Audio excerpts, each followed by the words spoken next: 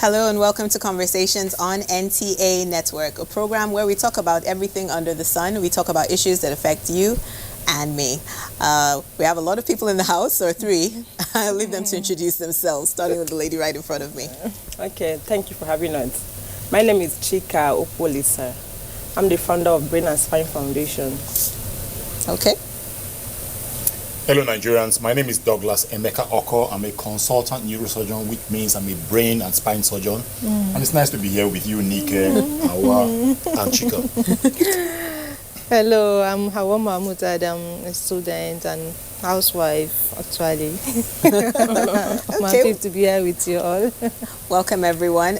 We're going to be talking about self-medication, which I think a lot of us fall under the definition of self-medication. Maybe the doctor will give us some proper definitions about what that truly is. But before that, we'll take a break and we'll be right back after this here on Conversations. I don't think in gender boxes at all. I just get on with it. A man that would dare to ask the wife, who do you think you are? That is a real man. In fact, our husbands are our firstborns. The husband needs more attention than even the children. It's not only about work, it's not only about family. They need to take the time to look after themselves, and we don't do that. They took my money, I paid every fees. I never asked to be hoisted as a governor. I wanted to be allowed to go out there and contest for the position of governorship candidate first. There's nothing greater than looking back and seeing that while you were aspiring, you were able to inspire others. Power to women. Yes, we need to have more women, multitaskers around Nigeria to get Nigeria working. Definitely.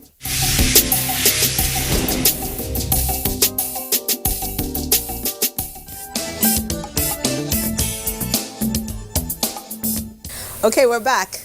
Self-medication in the conversation room. That's what we're talking about. Dr. Douglas, what is self-medication? Nikki, just call me Douglas. Okay, Douglas. Forget the doctor thing. Basically, the key words to talk about here are drug abuse and then drug misuse. Yeah. The drug misuse tends towards more of the self-medication that you talk about, Nikki. Okay. Drug abuse is basically when you have individuals actually taking medication or substances, chemicals that are not prescribed or that they don't have any guidance in terms of taking those drugs, and they're usually taking the drugs for specific kind of effects. Okay. And that'll make them, the average word, the key word I'll use is high, basically. Yes. Drug misuse, on the other hand, is just taking drugs to try and get some sort of relief from some sort of symptoms that people have. And that's where the self-medication comes about. It's a key issue, or quite a worrying issue in a place like Nigeria, because one of the fundamental issues that we do have is regulation of within the healthcare space. Yes. Basically, and then basically, and I'm sure as the conversation goes on, we'll touch on some of those issues and why things like self-medication is really rampant in Nigerian healthcare space. Yeah, I in my own case, self-medication, I mean, just before that time of the month, and I'm sure the ladies know what it is, when you feel your body is starting to, it's, for some of us, we just, before the pain hits, we just quickly pop 1 or 2 Panadol or anything, well, let me not call brands, paracetamol, and take that just to ebb away the pain. Would you call that self-medication or just me being careful? Because if I was to go to the doctor will give me paracetamol. So why don't I just take the paracetamol when I already know what to take? I think the key thing, Nika, is that there are different classes of drugs. Okay, they are what they call the over-the-counter drugs. Okay, simple drugs where you have some sort of simple symptoms and then you take those drugs. You don't need prescription for those drugs. Okay. So some of the drugs that you talk about actually fall within that sphere of over-the-counter drugs. Okay. Like the paracetamols you talk about, the ibuprofens and stuff like that. So they fall within it. There are other drugs that should be prescription drugs. Okay, for example, the antibiotics, the sedatives, things like diazepam, for example. Okay. Other drugs that are actually more complex And when you look at their adverse effect profile or the possibility of them causing side effects, if you're not taking them very well, following a prescription or following the guidance from a healthcare professional who knows what he's doing and can give you guidance. Okay. So there are different classes of drugs. Okay. Howard, do you have any self-medication stories so far, or you're the kind of person that goes straight to the doctor if you or your children fall Actually, ill? we are all victims. Once in a while, you know, just like some few days back, I was having some pains. Actually, I'm suspecting ulcer, so usually I have Gestid at home. Okay. Anytime I feel I'm uncomfortable, that pains, and you know, I'll just take Gestid.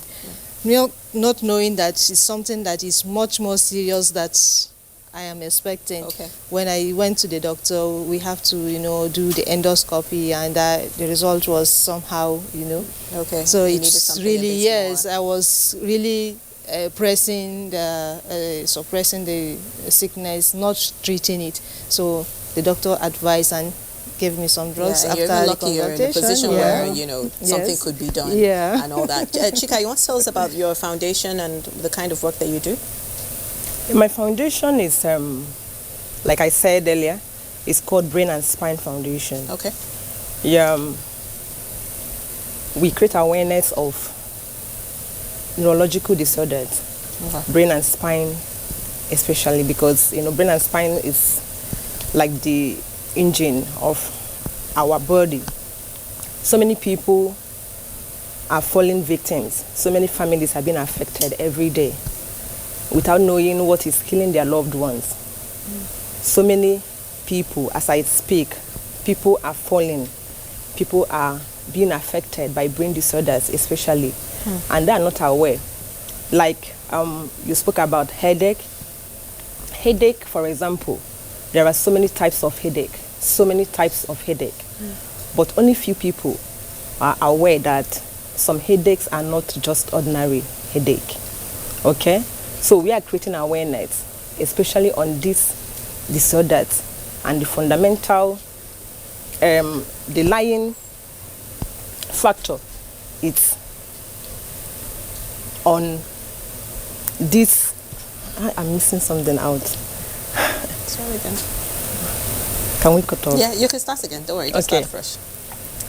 So we are trying to create awareness of all these headaches, that some of the headaches are potential dangers, some Okay. are red flags Okay. to something that might be fatal to your life. Okay, so we try to let Nigerians know, let Africans know that these things are there, these things are happening, and people are not aware. Okay, so you try and encourage us to go see the professionals. When you say you raise awareness, I mean, when you tell us about the headaches, you tell us about the different types, and then if you see these symptoms, go and see your doctor, or is that the kind of thing you do, or what else? Yeah, what we do first of all is create awareness, educate people, inform them of all these things that are happening. People are not aware of things like brain aneurysm, brain AVM, Yeah. brain tumors. So many people have consistent headache for a very long time, but they don't know that they have to see a neurologist, that they have to get a CT scan, they have to get a test, MRI of their brain, to find out what is actually wrong, and then take a very proper care of themselves first before something bad happens. Okay, so tell me about the interest. How did you start the foundation? Is there a story behind it? Yes. My younger sister, Victoria, Okay. suddenly had a severe headache while she was sleeping. And before we could, say Jack Robinson, she had collapsed. And that was the starting point of this whole journey. Okay. And then she has had some major surgeries, 3 in Nigeria, 2 abroad. And she has recovered, not too well, but that is what led to this foundation. Okay. Yes. Was there an injury before that she just collapsed? There was no prior No, there sign was or no symptom? prior. No, there was no prior symptom. There was no sign. Wow. It just happened that she just went to bed and all of a sudden she woke up. Okay. And then before you knew it, she collapsed, and then she slipped into coma, and then the rest is history. Yeah. Yeah. That just goes to show that sometimes when you need to actually get yourself checked even regularly. Dr. Doug, for people that are just joining us, he's a doctor, even though he says I shouldn't call him doctor. To be honest, I didn't know there were that many people like you in Nigeria. I really thought that, neurosurgeons, if you really want to see a neurosurgeon, you probably have to start sending emails to the UK or to India and things like that. I didn't know that there were that many people in your line of work. So do you have a lot of people coming in to say, I feel, I need to, in other words, have my head checked? Do you have people doing that a lot? Okay, so Nike, first of all, you're absolutely right. There are very few neurosurgeons in Nigeria. Presently, the count is somewhere between 65 to 70. It's still quite suboptimal, 65 to 70. In the entire country? In the whole of Nigeria, so it's still quite suboptimal. Wow. Before I go to answer your question, I'd like to actually educate Nigerians about one of the things that Hawa talked about. When she said that she did an endoscopy, it actually meant that they put a camera down her throat into her tummy, to actually look into her tummy. So there are places in Nigeria that have the capacity to deliver such complex care. So it's important that Nigerians know that. Okay. Absolutely very true that you've heard from Chika, the story with her sister and having such sort of catastrophic presentations, clinical presentations of the patients. Yes. Okay, there are two organs in the body that can be very unforgiving and that can cause sudden death. Okay, and those two organs are the brain and the heart. Okay. In Chika's sister's case, Victoria's case, it was she had a bleed into the brain. Okay, from nowhere, bang, a bleed into the brain. Also, the same thing with the heart as well. You can have some sort of stroke of the heart or a blockage of the blood vessel to the heart, and the patient has a cardiac arrest, or the other word, a heart attack. Okay. So brain and heart, key organs, and then they can cause sudden death. Okay. So the key issue of advocacy and providing information, empowering the average Nigerian with information about symptoms, signs of these kind of things is absolutely important. And I give NTA a big thumbs up for actually creating such a platform for us to have this sort of conversation about all this. So yes, you can have people, they look very alive, there's no problem with them at all, and all of a sudden they drop down, and it is not the witches from their village. But how can I have a brain bleed when I didn't hit my head? I didn't injure my... Absolutely, yes. I understand with the heart attack, it's maybe accumulation of fat or whatever in your system, and it clots the artery.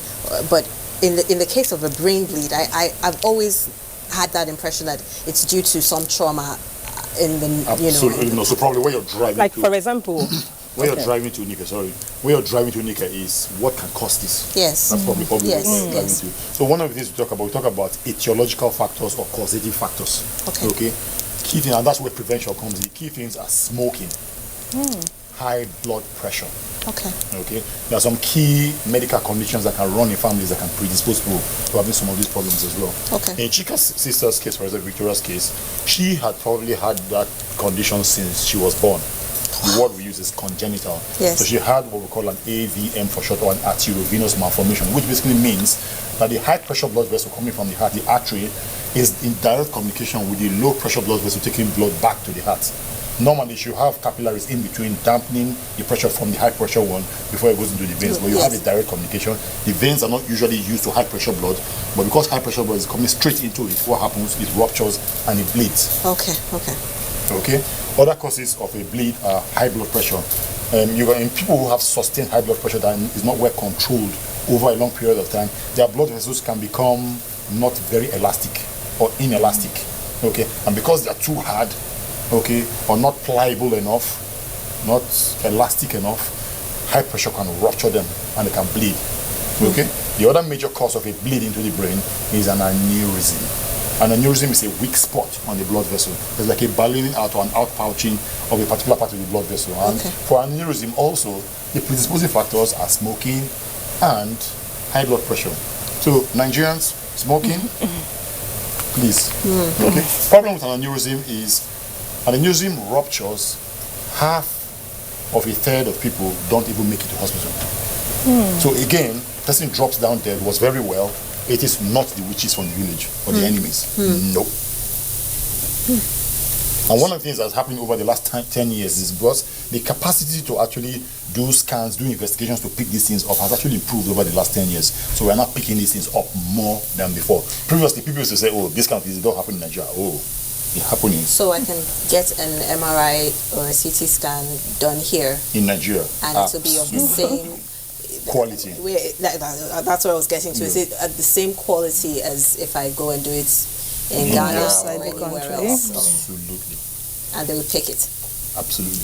Okay, so if hypothetically I do it and they find a weakening of a vessel and everything, then what do I do? Where do I go from there? It depends on how a patient is presenting.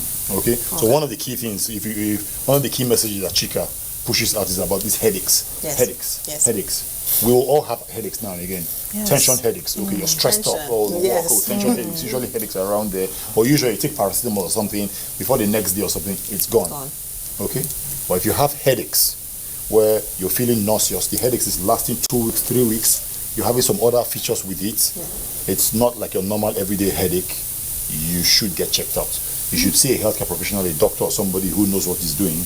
And also, this is one key thing is that the other healthcare professionals should be empowering information to know that we have people who have the capacity in Nigeria, not just in terms of the skill, but in terms of the hardware, the equipment and stuff to actually deal with people who actually have this kind of complex problem. So if a patient, for example, has headaches for 3-4 weeks, goes to a particular doctor and the doctor says, I'm also worried about these headaches. Maybe we should check the back of your eyes. Maybe we need to get an eye doctor to see you to check the back of your eyes. Or maybe we need to get a scan for you. And they actually find something on the scan, they should refer that patient to a neurologist or neurosurgeon depending on what they actually find on the scan. But if I have a headache that's lasted a week and they give me, the doctor prescribes something strong and it ebbs away for a while, it might not come back. So, I mean, this is the whole self-medication thing. If it worked for me and then next week she's like, man, I have a headache and it's really disturbing me, it's lasted a week, I'm like, come and take what the doctor, which is what happens in Nigerian settings a lot, know. You call someone and say, what did you use that time that you said your headache was severe? What did you use? And the person just goes ahead to buy it. We have that problem time and time and again. And the thing is, it's not surprising why we have that problem. There are specific reasons why we do have that problem. Number one, the Nigerian healthcare system over the last 40-50 years has failed the Nigerians. Have you been into a public hospital recently, taking the family relative? Do you know what the patient journey is like? Okay, you can ask Chika. Chika probably has had cause to actually take family to hospitals. The patient journey is stressful. So the patient journey is stressful in terms of when you look at there's a what it would take for the patient's family, the patient himself to go through the difficulties in the hospital. You'd rather go to the chemist and take a drug. And doctor, if I may ask, the headache, is it a full headache or is it from the forehead, from the back of the head? I think the key thing is if you have a headache that is a tension headache or a headache that is from stress, generally you will know. You will know yourself because all through the time in your life. Let me say something. I think I'm down now. First of all, I just want to say that my Brain and Spine Foundation, we advocate for early medical checks before any complications arises. And we create awareness, just give information on all these neurological disorders. Coming to my sister case happened, and luckily I was there. And I'm someone that doesn't take chances. So when it happened, I had already assessed the situation, and that was not the time to start giving any medication on my own. So the first thing I had to do was just to rush her to the hospital that night. And it now happened that she bled, just like doctor said. She had a bleeding, and then the doctor later told me that she had what is called arteriovenous malformation, and that was a congenital case most of the times. That means she was born with it. And along the line, she was in coma already, and that lasted for like 8 days. And the surgery took place much later by a neurosurgeon. After then, there was an infection after the third surgery, which was meant to be the last. But after then, she wasn't okay because of the infection, and she had to be flown abroad. Thank God she's back in Nigeria, she's good. Then coming to self-medication, first of all, I would say that when things happen, when an illness or an injury just occur, I think the first thing for the person to do is to assess the severity of the illness. Is this something that you can manage maybe by just first aid, taking any painkillers, over-the-counter painkiller? Is this something that maybe when you rest, you can get yourself? Is this something that may be caused by dehydration? Is this something that's caused by anxiety or stress? So all those things are factors that you have to look into first and determine whether it is right or it is wise for you to maybe take any drug, because all of us are really guilty of self-medication. I am guilty too, but at least for some time now, I have shifted to natural remedies. Okay. Instead of doing any, just over-the-counter drug or painkillers. So I would rather do my massage, maybe do my green vegetables, maybe take fruits, and then, rest and ensure that I get enough sleep. So these things are things that I have done over the years, and it is working for me.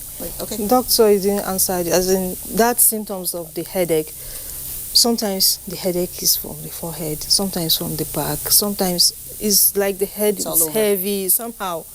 So what I was trying to say, Hawa, is you yourself, you will know what the general headaches that you have when you're stressed up. Okay. Or when you have things going on with you, maybe some difficulties, you will know what a normal stressful headache is. Okay. Anything that's out of that, in terms of your experience with a particular symptom, you yourself, you will know as well that, normally if I'm stressed and I have headaches, okay, maybe I feel the headaches here or maybe in the temple. Usually it's around the temple region for the stress headaches, but you can feel it there as well. Okay. Some people, when they have malaria and had some other kind of feverish conditions, they have headaches as well. Okay. But what I'm saying is that the headache is now slightly different in terms of the intensity, in terms of the frequency, or in terms of how long it's lasting. In terms of if you're having other symptoms, you're having double vision, you're feeling nauseous, you're not seeing very clearly and stuff like that, and it's lasting a long time. You have to, whenever any symptom starts worrying you a little bit, that, this is not what it's not ordinary. Yes, this is not ordinary. Immediately you should be going to see a healthcare professional, a doctor. Immediately. Okay? Now, there are different classes of symptoms as well. There are symptoms that are just dragging there, and then it gets to a point you're worried. Okay? And there are symptoms and features that immediately tell you that this is an emergency. Okay? Someone drops down. Someone is complaining, I have chest pain, I can't breathe. That is an emergency. Yes. There's no two ways about it. That is so clear. An emergency, you move straight to a healthcare facility that has capacity to look, because it is not all healthcare facilities that have the capacity to look after people who are in trouble. And Chika has a story about that as well. Yes. With regards to her sister. Okay, you have what we call the primary level care, secondary level care, and tertiary level care. Primary level care is mainly for, you have hypertension, diabetes. We're just looking at all the drugs you're taking and making sure your blood pressure, your blood sugar is okay. And we are giving you immunization. You have malaria. We can test you for malaria. That's primary level care. Simple, straightforward, looking after the everyday public. Okay. The secondary level care is where you're getting to the point where we need to do surgery. You have appendectomy. The endoscopy, for example. That's more of secondary level care. Then there's tertiary level care, where you're talking about brain and spine surgery, about heart surgery and stuff like that. So there are different levels of care. Yes. Okay. And usually emergency care will fall somewhere towards secondary level and tertiary level care. Okay. So what's an emergency is an emergency. I'll go back again, Nika, to talk about the over-the-counter drugs. Okay. There's nothing majorly wrong with you having a headache. I'm stressed up. Let me take some paracetamol. There's nothing wrong with that. Let me take some ibuprofen and stuff like that. Now, if that symptom is persisting and is going out of what you would normally consider, this is just normal headache and stuff like that, I think it's time for you to now say, hey, leave the over-the-counter drugs. I think I need to be seeing somebody who can give me guidance and who can look and assess me properly. So when you ask me, is the headache here or is the headache here? Well, I don't think I should answer that question directly. All I should say is that if you're concerned about any headache, go see a proper person, healthcare professional, and the person will assess you and assess you properly. No, somebody like me, actually, when I'm always stressed off, I have headaches, so I know that my own is to me, that doesn't sound worrying. If you were telling me that, normally previously you used to have headaches, and then by the time you take paracetamol, you rest very well, you drink lots of water and stuff like that, you feel better. But now, over the last 3 weeks, your headaches are not getting better. Now, this eye is doing one kind, and you feel a little bit nonsense. The headache wakes you up in the night. I'll tell you, something is wrong somewhere. Go see a doctor to check this out. Yeah. How affordable are CT scans in Nigeria? Let me put it this way. So you've had private healthcare providers in the last 10 years in Nigeria who are really taking the game to the next level when it comes to providing complex tertiary care. You see the words I used? Yes. Complex tertiary care. So the kind of care that people go to Germany, UK, US for. Okay? So these private healthcare providers are trailblazers. They've done fantastically well. But when you look at the 3 A's of healthcare, when you talk about availability, affordability, and accessibility of healthcare, okay, in the short term, they've only been able to provide availability. And there's a reason why. Complex healthcare is expensive everywhere in the world. And unfortunately, nobody says, let me save my money for when I'm going to, my aneurysm is going to bleed. Nobody does that. Yeah. Okay? But when you look at other clients, like places like the US and the UK, especially the UK where you have the NHS, because I'm actually trained in the UK. Okay. The NHS, okay, you see that they pool funds together and healthcare is free at the point of assessing it. Yes. That doesn't mean that somebody pays for it. I know how much I was paying for my national insurance when I was in the UK. Okay? Almost 1/4 of the salary that I paid was going to national insurance. That's big money. Okay? Now when I talk about the national health insurance and whether that can cover complex delivering complex or covering complex healthcare issues in Nigeria, of course, forgive my French, the NHS at this particular point that we're speaking of is a joke, okay, and it needs to be seriously looked at if we're actually going to start providing proper healthcare for Nigerians. Other issue, Nike, is that healthcare is not a major priority for our politicians or our leaders or our big people in Nigeria. But it should be. It should be. There's a question of value for human life. Okay? In the UK, for example, if a child comes into a hospital and it's going to take £1 million to make that child okay, they will spend £1 million because every life counts. When are we going to get there in Nigeria? Well, wow, it's a long way on. But programs like this and continue to push the advocacy and all the fantastic work that Chika Okolisa is doing is what needs to be done. Yeah.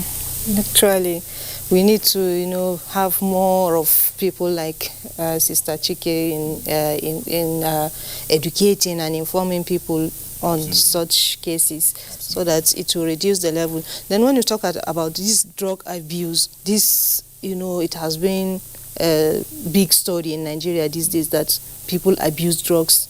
In fact, yes.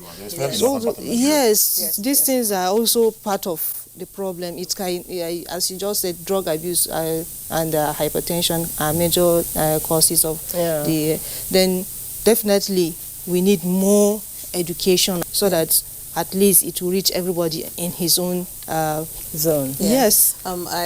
For Douglas, I'm curious to know that between a healthy brain and someone who has abused medication, for instance, the tramadol and codeine users long term, do you see any differences when you observe or when you compare their brains? Is there I think the first thing I'll say, Howard just actually reminded me of something. We're talking about the causes of a bleed into the brain, for example. Okay, so there are actually some medications that are actually abused that can actually cause a bleed into the brain as well. Cocaine, we all know coke. Yes. Okay, and the ones they call the amphetamines. Okay, they can actually cause a bleed into the brain. So one of the things that we do, especially when we see young people coming in, is a bleed into the brain. We actually do what we call toxicology to actually look at, check their blood for if they're actually abusing particular drugs and all that. So, especially when you talk, there are different classes of drugs that people abuse. There are what they call the opiates. Okay, they are painkillers, very strong painkillers, things like the codeines, the tramadol, oxycodone, morphine, big names. But they are painkillers used, especially for secondary and tertiary care as well. They're used at that level of care. And there are drugs like what they call the sedatives, diazepams, the benzodiazepines, things like midazolam and stuff like propofol. Remember Michael Jackson's propofol? Of course. Okay. There are other drugs as well. I mentioned some of them. The ones that make you really, really high, the heroin, the cocaine, the amphetamine. The ones that really, really affect the brain are the things like the amphetamines, the cocaine, the heroin. Those are the ones that can really affect the brain. Now, what do they do to the brain? They kill the brain cells in such a way that if you were to look at, if you were to compare two people, maybe a 40-something-year-old gentleman or lady and another 47-year-old, that one takes this kind of drugs, this one doesn't take this kind of drugs. If you compare both of them, you have the one who takes the drugs will have more memory problems. And actually, when you actually do brain scans or actually operating on such a patient, you find out that the brain is shrunken, more shrunken compared to the other person's brain. Okay, so the issues of cognitive or the sharp brain, where their intellect and stuff like the issues of memory and all that can actually be affected by some of these really complex hard medication, things like the amphetamine, the cocaines, and the heroin as well. Okay. I think I have a question here. This, just like her sister's case, she was born with it. Then, is there any way, any symptoms that we can notice from childhood or something? Unfortunately not. Unfortunately not. That's the problem with it. And that's why when you look at some of the issues within, for example, providing brain and spine surgery care, for example, especially for complex brain care, there's always the issue of secondary prevention. Okay. Keyword: secondary prevention. Primary prevention is, listen, don't smoke. Make sure you're the appropriate weight. Don't eat too much calories. Make sure you control your food. Do exercises. That's primary prevention. You're trying to stop it from happening in the first place. Okay, then the secondary prevention. You already have high blood pressure. You already have diabetes. Are you managing it properly? Are you going to see a physician, a doctor, a healthcare professional, who is actually managing, who is actually monitoring all the key indices, your blood pressure, your blood sugar, and all that? That's key in terms of secondary prevention. Then also, if a patient actually presents and has had a bleed, or has this, or has something happening with the brain or the heart or any particular part of the body, is the person accessing care on time to prevent further complications? That's also secondary prevention as well. To prevent further complications. And especially with the kind of work I do, time is very critical. Yes, of course. Buhari's son on my mind. Okay, anything that has to do with the brain, and there's a specific reason why. The brain, the spinal cord, and the nerves, they are all permanent tissue. They hardly regenerate. If you cut your skin, it heals up very nicely. The brain and spinal cord, they hardly heal up. They are very unforgiving. Okay. I didn't know that. Yeah, I've never heard of that. Usually, if a patient has a primary brain injury, either from, you talked about trauma, having an accident, an industrial accident, or riding a bicycle like the president's son, a motorbike, for example, you have a primary injury like that. The primary injury has happened already. Everything you do from there is to prevent secondary injury. Remember secondary prevention? Okay, because there are other injuries that can cascade from there. Okay, so our job as specialists with all our team and everything is to provide care in such a way that we prevent the secondary injury and hope that some improvement and some relief from the primary injury happens. Okay. You mentioned that Victoria's issue was a congenital issue. If you don't mind me asking, how old was she when this happened, when she collapsed? Yeah, she was 28. And throughout the 28 years, there was no sign or symptom that... Actually, there was none, because even the particular day it happened, we jogged for more than 3 hours, two of us, jogged that Saturday morning. So she did not in any way show any sign of ill health. She was seemingly very, very okay until she went to bed and then suddenly was woken up by the bleed. I also want to put, aneurysm, for example, is caused by maybe smoking, alcohol, and maybe your lifestyle. But most of the times, it also runs in the family. I have seen families that, the mom died of aneurysm, and the daughter also died of aneurysm, and that was the time the other daughter, had to now go and check. And unfortunately, she also had aneurysm, but before her own could bleed, she had already gotten help. She also registered a foundation, but not in Nigeria. She's in Ghana. She also registered a foundation to also raise the awareness that aneurysm could also, be in the family. I also understand that because of the stigma that is associated with things that has to do with brain people don't have this courage or this boldness to talk about it when they're even aware that their loved one, are being affected. So they hide it, because when they say that somebody or my brother has a brain problem, a brain disorder, they feel that people will start just stigmatizing. So they hide it. So I encourage people, when your brother or your mother or your relative is affected by these disorders, that we need to talk about it. People need to know that these things are there. Because when we don't talk about it, people are affected and they don't know. Just like yesterday, I was talking with somebody at NJC, at Supreme Court, and she was just telling me that last week, their security just was hit by brain aneurysm, and before they could get to the hospital, he was already dead in Abuja here, a young boy of 32 years. And that was how that life was gone. And so many people did not know what killed him. You know, so many of the people that come to the hospital, sometimes they don't get to hospital alive. So many of them, you know, just get there and they are confirmed dead. There was one that happened recently, that was few months ago. You know, he had a seizure or a bleed in the office, and before he could even get an assistant or help in the hospital, he had come to the hospital, but before they could even get to the theater, he had already had another seizure and died. And that was just recently too. So people are being affected every day, but because people are not talking about it, and because there is no, you know, there's no awareness at all, people die and nobody knows what kills the person. And people will always say, is this maybe it's a witch, it's arrow, it's an arrow, is my enemy. Do you understand? I was even looking at it from that aspect. You know, Nigerians, we have this strong culture. We believe in so many spiritual things. The first thing they will say, that old woman is a witch. She's the one. She refused to die. She's killing everybody in the family. If you go to, you know, during my hospital visits, I found out that when you go to maybe major hospitals, like National Hospital, Gwarimpa hospitals, most cases in the emergency, if they have 5 cases, there's sometimes 2 are these problems. Do you understand? But nobody hears about them. And most of them don't come out alive. And also one thing that our doctors do that is not good is most general practitioners, they don't diagnose this thing on time.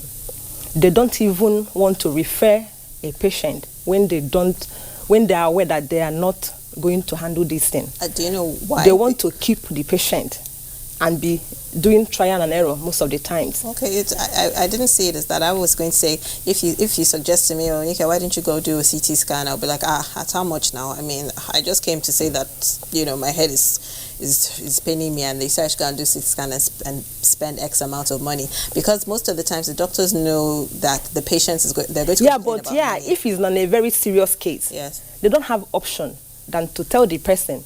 It's not left for the person to know if he or she can afford it, or he will go and source for the money. Remember, we're talking about life. Yes. It's your life, and you know you have it once. There is no spare. So if you lose it once, you have lost it completely. So you believe some doctors try and keep the patient with them a little longer?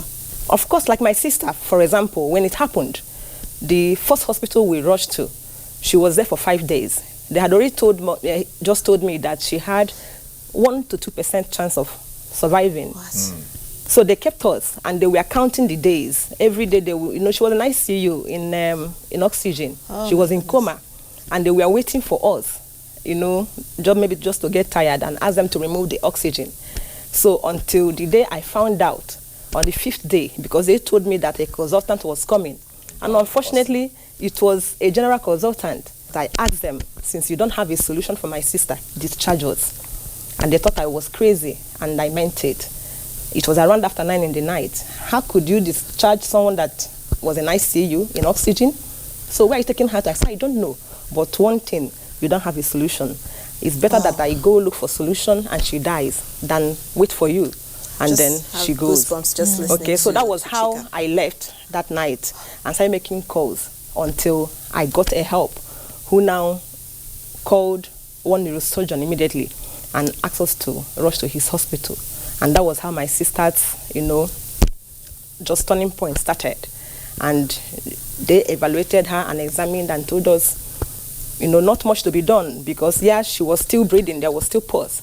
But, you know, it was already very, getting so late. Wow. Yeah, because even then I didn't know if she was alive or not. But the point is that we got to the hospital. Wow. And doctor came and said, there was still pulse. And that was how they started, you know, just preparing her for surgery.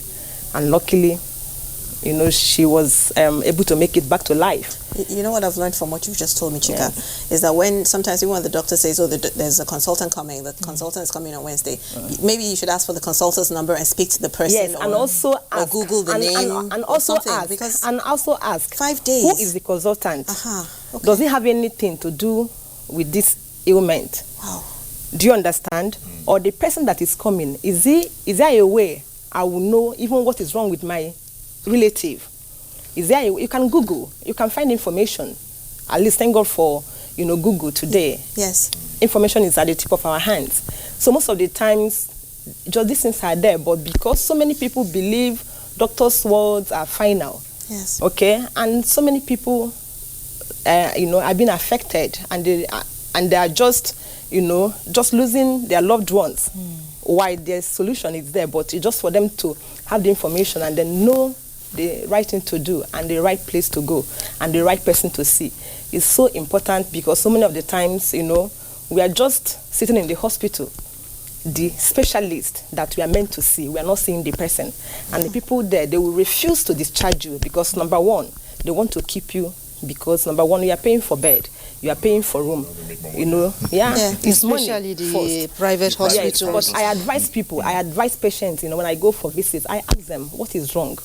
Have you seen somebody like this? The doctors that are coming. We don't do that. We don't ask questions. Is the person a specialist on this particular case? The person, and most of the time, the patients will say they don't know.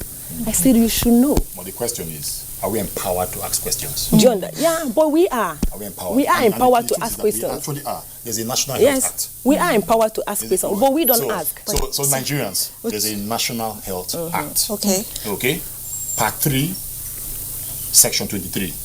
And every Nigerian should go read that. Okay. It tells you that every Nigerian who goes to see a healthcare professional must be provided with information about the diagnosis, about what kind of treatments you're giving, what kind of drugs, what kind of medicine. It is there. It is a standing law in Nigeria. Every Nigerian, it is your body. You're going to see a healthcare professional, they must tell you what they are doing for you, what the diagnosis is, what they are treating you for. They must tell you. And they must be able to tell you whether they have the capacity to handle manage you or not.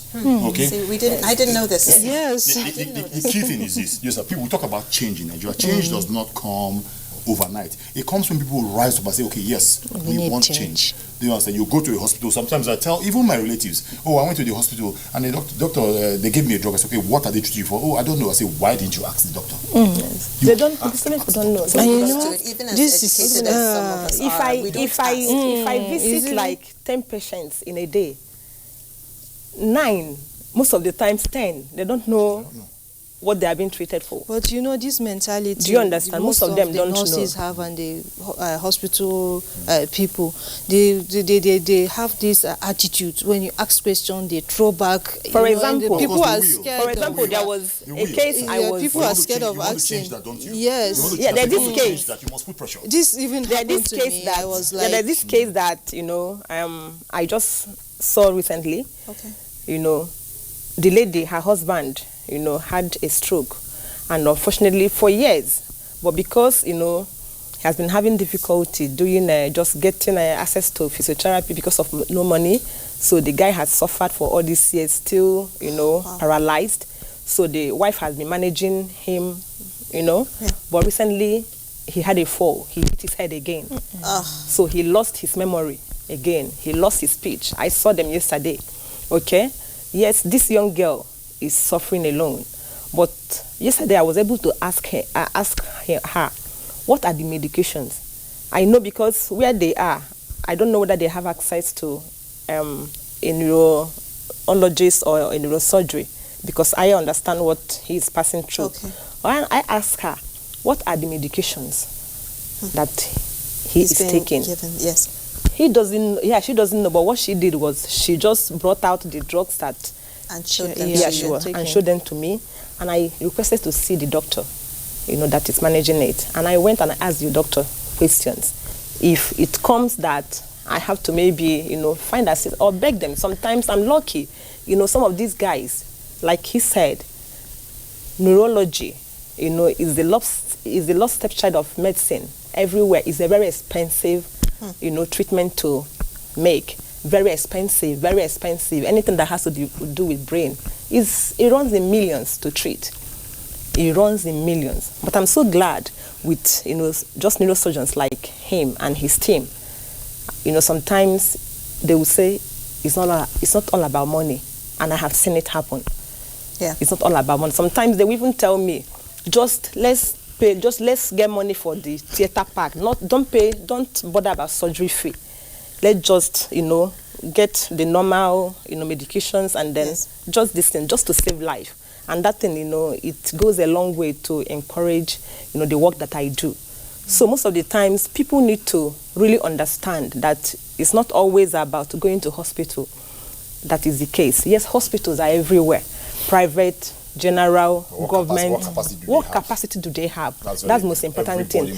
People are dying every day in hospitals. And doctors, the way they are trained, there's no emotion. They don't have emotion. Yes. Once, just once the head person passes, they will just cover the person and move over to the other person. It depends. It depends. Let me explain that very clearly. Let me explain that very clearly. And it's important that all Nigerians know this. Number one, the doctor, the nurse, the physiotherapist, the pharmacist in Nigeria, they are Nigerians.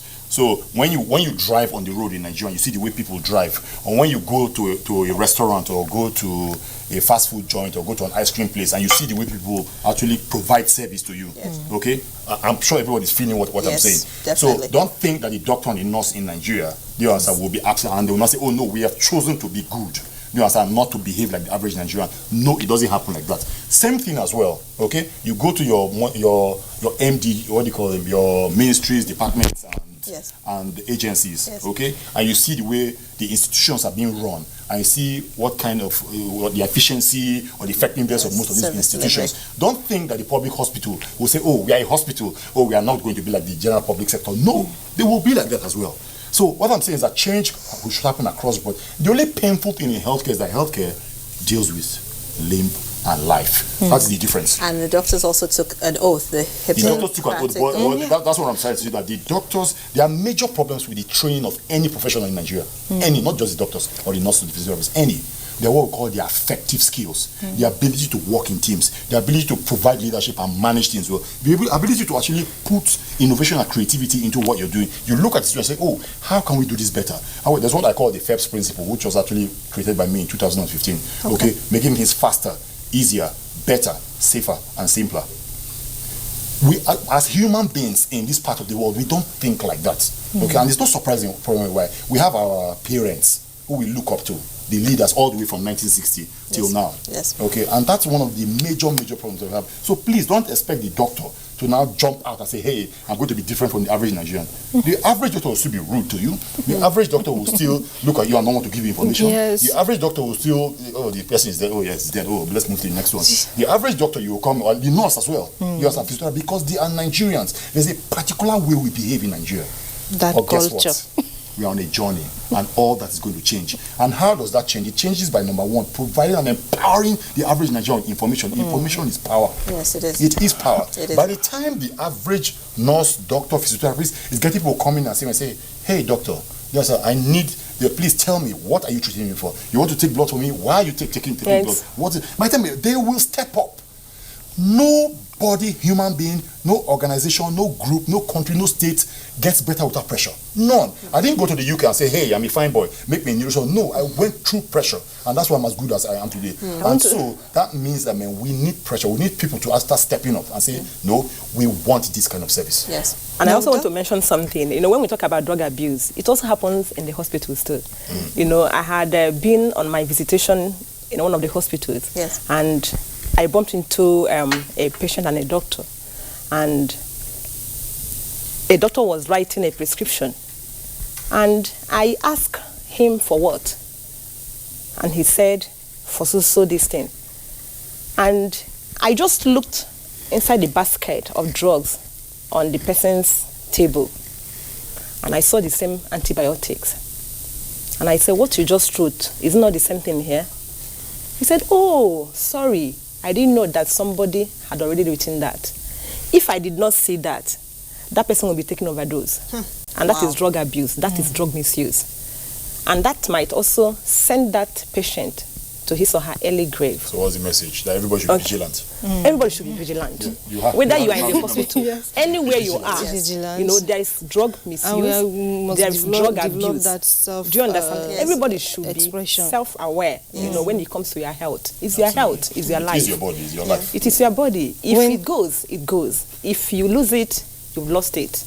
Okay. Some mothers are also in the habit of giving their children antibiotics even without well, you see lots everywhere. You see people going into the chemist or the pharmacy shop and say, "Oh, give me 2 cards of Ampiclox," or "Give me 2 cards of." Even trying to buy prescription drugs themselves. Even trying to buy prescription drugs themselves. Over-the-counter drugs. Yes. Over-the-counter drugs. I've talked about it like 1 million times today. Yes. Antibiotics are not over-the-counter drugs. Sedatives are not over-the-counter drugs. The painkillers like the codeine and the tramadol, they are not over-the-counter drugs. Okay, those are not over-the-counter drugs. They are prescription drugs. Simple, mainly simple drugs that the side effect profile are not that bad, and you just use them for simple symptoms. Those are the kind of things you see as over-the-counter drugs, where anybody can go there and say, "Hey, I want paracetamol. Hey, I want ibuprofen. Hey, I want diclofenac." But that doesn't mean they don't have adverse effects. Okay. For example, if anybody takes an overdose of paracetamol, you damage your liver, and that can people can actually die from that. Yes. Yeah. Okay. So even though we take it as a simple drug, it's an over-the-counter drug, but still, for example,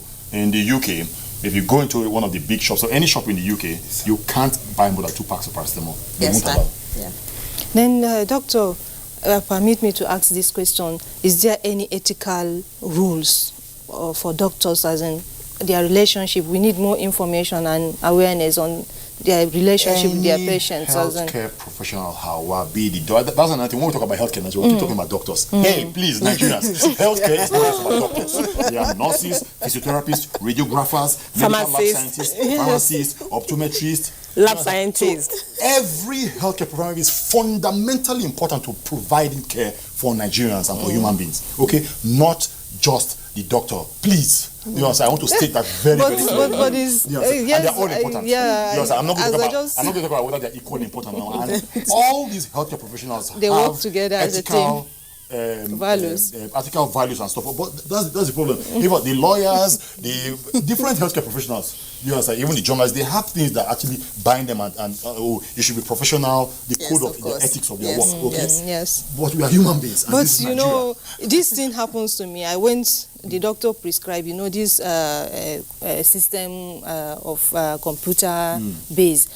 They send, after the prescription, the doctor just sent the information to the lab. I went to the lab. I was like, what test am I running? He said, why didn't you ask the doctor? Just go and ask the doctor. Why are you asking me? And she was angry, as if I just slapped her or something. Well, she was just behaving like an average Nigerian.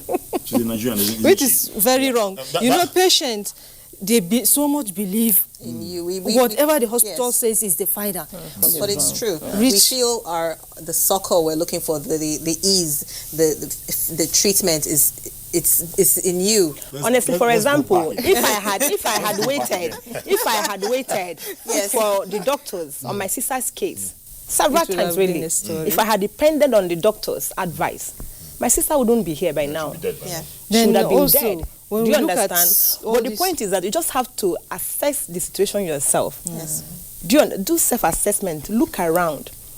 Ask questions. You can Google. Take your phone, Google. The truth is that what is our prayer and our hope? Our prayer and our hope is that we can get to a point where you have a system, when you talk about healthcare, that actually is truly geared up for looking after Nigerians and looking after people.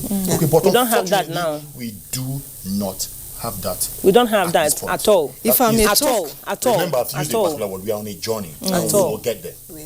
Then, if I may talk from the religious aspects of health issues, all this drug abuse. You know, Islamically, we know that the Muslims are being provided. There are some 5 objectives of the law. There's Islamic law.